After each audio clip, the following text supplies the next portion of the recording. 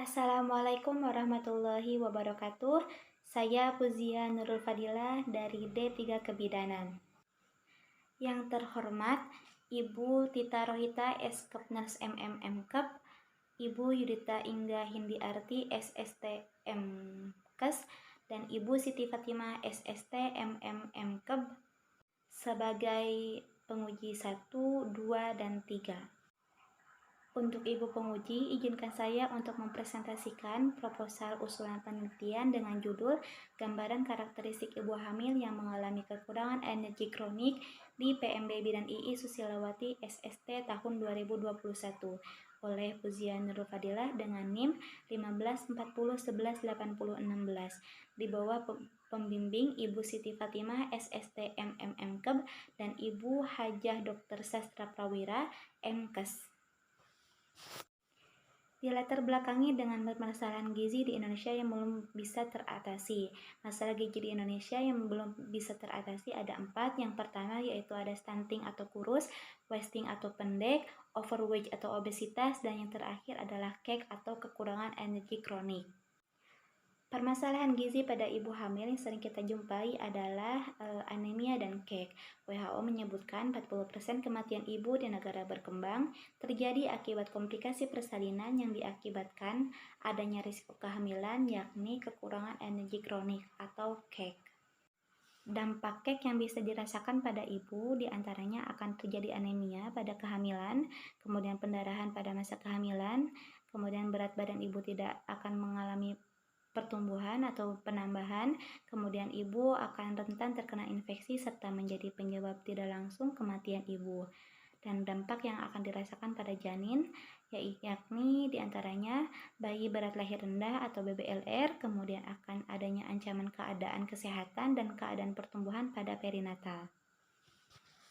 Berdasarkan hasil riset kesehatan dasar atau Riskesdas pada tahun 2018, rentan usia ibu hamil yang mengalami cake pada masa kehamilan yaitu 15-19 tahun persentasinya sebesar 33,5%, 20-24 tahun 25,5%, 25-29 tahun 16,7%, 30-34 tahun 12,3%, 35-39 tahun 8,5%, 40-44 tahun 6,5%, 45-49 tahun 11,1%. Maka dari itu disimpulkan bahwa di Jawa Barat prevalensi ibu hamil yang mengalami cake yaitu sebesar 10,0%. Hasil berbeda dengan penelitian yang dilakukan oleh Anna Yepomalingo pada tahun 2018, beberapa karakteristik ibu hamil dapat dikategorikan dengan beberapa persentase diantaranya. Yang pertama, usia. Dengan kategori usia 20-35 tahun persentasenya 61,1%, kemudian paritas dengan kategori primigravida atau belum pernah hamil dengan persentase 72,2%, kemudian pendidikan dengan kategori pendidikan rendah yaitu dengan sebesar persentasenya 50%, kemudian pekerjaan dengan kategori pekerjaan ibu rumah tangga persentasenya 56%, kemudian kepatuhan antenatal care dengan kategori patuh, kemudian untuk persentasenya 66%, 66,7%, kemudian konsumsi tablet FE dengan kategori ibu konsumsi tablet FE persentasenya 38,9%, kemudian status ekonomi tinggi dengan persentasenya 60%, usia kehamilan trimester 1 persentasenya 55,6%, dan kemudian yang terakhir pengetahuan ibu dengan kategori cukup dengan persentase 50%. Di Jawa Barat prevalensi cake pada ibu hamil yaitu sebesar 10,0%. Adapun itu berdasarkan profil Dinas Kesehatan Kabupaten Ciamis tahun 2016, di Ciamis terdapat 18,2% cake pada ibu hamil. Bidan II Susilawati SST adalah bidan desa di Desa Barekbek, Kecamatan Barekbek, Kabupaten Ciamis yang memiliki PMB dan melayani cukup banyak ibu hamil yang mengalami risiko kehamilan yakni anemia dan cake.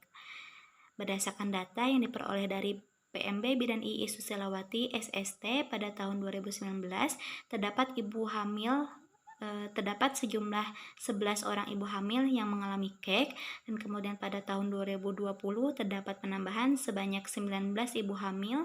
Kemudian pada tahun 2021 jumlahnya semakin bertambah, yakni menjadi 29 ibu hamil dengan cakupan kehamilan yakni sebanyak 55 orang.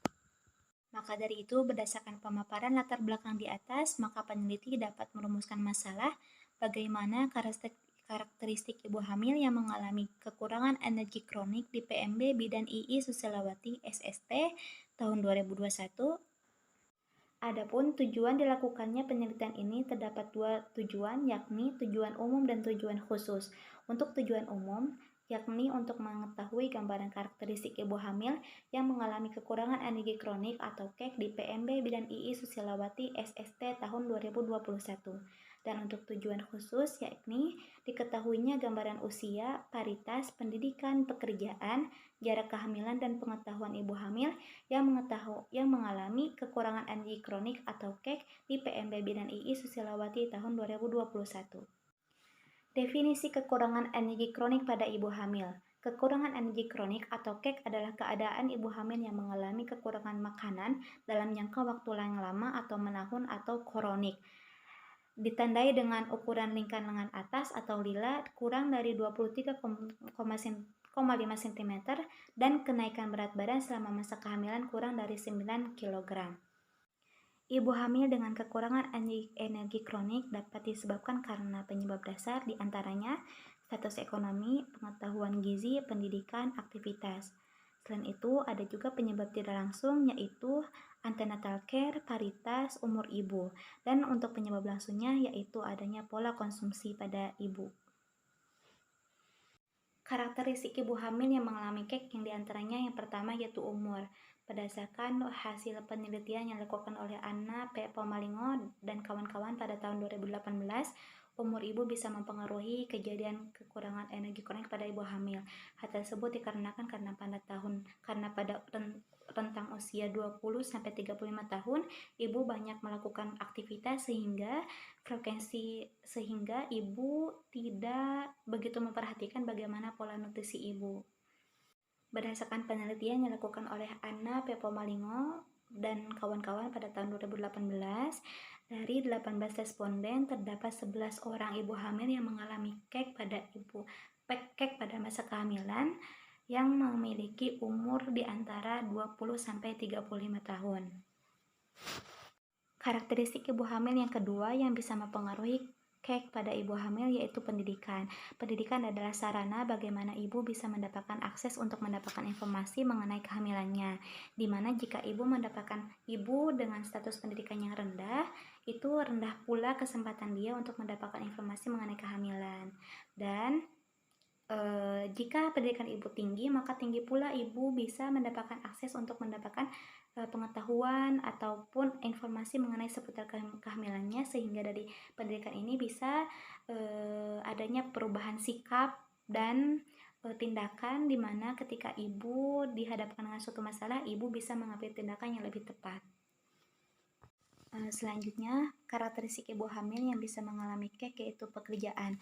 Ibu hamil dengan status pekerjaan ibu rumah tangga lebih cenderung akan mengalami kesempatan lebih besar untuk mengalami kekurangan energi kronik pada masa kehamilan. Hal ini disebabkan karena pekerjaan sebagai ibu rumah tangga membutuhkan energi yang cukup dan fokus yang harus lebih banyak, sehingga adanya kurasan tenaga yang lebih banyak dibanding dengan ibu hamil yang bekerja sebagai ibu pekerja kantoran. Untuk kemudian, karakteristik ibu hamil KEK yaitu paritas. Ibu yang belum pernah mengalami hamil ataupun statusnya primigravida lebih cenderung dapat mengalami kekurangan energi kronik. Hal tersebut karena berdasarkan hasil penelitian yang dilakukan oleh Anna P. Pomalingo dan kawan-kawan pada tahun 2018, ibu dengan status primigravida belum memiliki kesiapan mental, sosial, dan psikis untuk menerima kehamilannya, sehingga itu menyebabkan adanya malnutrisi pada masa kehamilan dan ketidakpedulian ibu pada kehamilannya. Karakteristik ibu hamil yang selanjutnya yaitu jarak kelahiran. Jarak kelahiran bisa mempengaruhi kejadian kekurangan energi kronik pada ibu hamil. Hal tersebut karena jika jarak kelahiran ibu kurang dari 2 tahun, ibu belum bisa mengoptimalkan kembali keadaan tubuhnya dan kemudian harus bisa memenuhi kebutuhan kehamilan yang selanjutnya, di mana bisa terjadi kompensasi nutrisi antara ibu dengan janin karena ibu sendiri masih belum optimal keadaan nutrisinya, tapi sudah harus berbagi lagi dengan janin yang sudah dikandungnya jika kelahiran ibu kurang dari 2 tahun. Terakhir yaitu pengetahuan ibu. Pengetahuan ibu berdasarkan hasil penelitian yang dilakukan oleh Anna P. Pomalingo dan kawan-kawan pada tahun 2018, ibu hamil yang mengalami kekurangan energi kronik pada masa kehamilan yaitu dengan pengetahuan ibu dengan kategori cukup. Pada masa kehamilan bisa mengakibatkan adanya dampak negatif bagi ibu dan janin. Dampak yang bisa dirasakan oleh ibu yaitu adanya anemia, kemudian pendarahan, dan juga bisa menjadi penyebab tidak langsung kematian ibu. Kemudian dampak bagi janin sendiri yaitu adanya gangguan pertumbuhan, kemudian adanya keguguran pada masa di dalam kandungan, kemudian adanya kasus BBLR atau bayi berat lahir rendah, kemudian bayi lahir mati atau IUFD. Metodologi penelitian, jenis penelitian yang digunakan pada penelitian kali ini yaitu penelitian kuantitatif dan menggunakan rancangan desain analisis deskriptif karena hanya menggambarkan bagaimana karakteristik ibu hamil yang mengalami kekurangan energi kronik pada masa kehamilan. Kemudian untuk populasi dan sampel, populasi dalam penelitian ini adalah seluruh ibu hamil yang mengalami kekurangan energi kronik di PMBB dan II Susilawati SST tahun sebanyak 29 orang. Kemudian untuk sampel, teknik pengambilan sampel ini dilakukan dengan cara atau metode pengambilan sampel total population. Karena jumlah populasi kurang dari 100, maka sampel penelitian ini adalah sebanyak 29 responden. Untuk variabel penelitian pada penelitian kali ini yaitu variabel tunggal karena hanya menggambarkan karakteristik ibu hamil yang mengalami kekurangan energi kronik di PMBB dan II Susilawati SST pada tahun 2021. Kemudian untuk instrumen penelitian yang digunakan yaitu kuesioner yang berisikan pertanyaan mengenai usia, pendidikan, pekerjaan, jarak kelahiran, paritas, dan 20 soal pilihan ganda untuk mengukur tingkat pengetahuan ibu hamil mengenai kekurangan energi kronik. Kemudian untuk definisi operasional pada penelitian kali ini yaitu ada variabel dan subvariabel. Yang menjadi variabel pada penelitian kali ini yaitu karakteristik ibu hamil, kemudian subvariabelnya ada usia. Definisi operasionalnya usia ibu ketika hamil, kemudian cara ukurnya menggunakan kuesioner, hasil ukurnya 1, beresiko jika kurang dari 20 tahun dan lebih dari 35 tahun, kemudian 2, tidak beresiko jika usia ibu antara 20 sampai 35 tahun. Skala ukurnya menggunakan skala ukur nominal. Kemudian subvariabel yang kedua yaitu pendidikan. Definisi operasional yaitu pendidikan yang ditempuh oleh ibu. Kemudian cara ukur atau alat ukur menggunakan kuesioner. Hasil ukurnya yang pertama rendah jika ibu menempuh pendidikan SD sederajat, kemudian menengah jika ibu menempuh pendidikan SMP SMA sederajat, kemudian tinggi jika ibu menempuh pendidikan sarjana, magister, dan doktor menggunakan skala ukur ordinal. Kemudian subvariabel yang ketiga yaitu paritas, di mana definisi operasionalnya yaitu jumlah anak yang sudah ibu lahirkan baik hidup atau mati. Kemudian cara ukurnya menggunakan kuesioner. Hasil ukurnya 1 kali sama dengan primipara, kemudian 2 kali sama dengan multipara, dan lebih dari 4 kali sama dengan grande multipara menggunakan skala ukur nominal. Kemudian subvariabel ibu yang selanjutnya itu pekerjaan. Definisi operasional yakni status pekerjaan ibu. Cara ukur atau alat ukur menggunakan kuesioner, hasil ukurnya 1 sama dengan ibu rumah tangga dan 2 sama dengan bekerja. Kemudian skala ukur yang digunakan yaitu nominal. Kemudian yang subvariabel yang selanjutnya yaitu jarak kehamilan. Untuk definisi operasional, jarak kehamilan antara kehamilan yang sekarang dan kehamilan yang sebelumnya. Alat ukur atau cara ukur menggunakan kuesioner. Hasil ukur yaitu 1. Jika jarak kehamilan ibu lebih dari 2 tahun, dan 2. Jika jarak kehamilan ibu kurang dari 2 tahun. Skala ukur yang digunakan yaitu nominal.